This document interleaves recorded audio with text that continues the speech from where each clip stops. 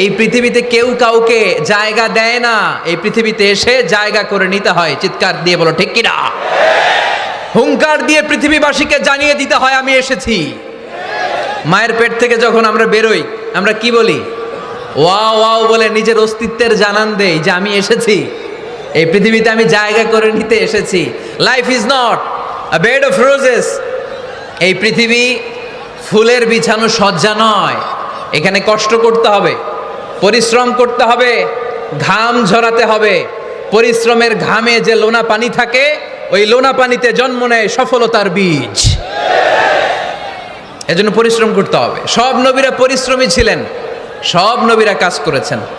সূরা জুমার এই 10 নম্বর আয়াতে আল্লাহ তাআলা আমাদেরকে মোটিভেট করে শিখাতে চেয়েছেন যে স্বাবলম্বী হও, নিজের পায়ে দাঁড়াও, কাজের সময়ে কাজ, নামাজের সময়ে নামাজ। আজকে এই স্লোগানটা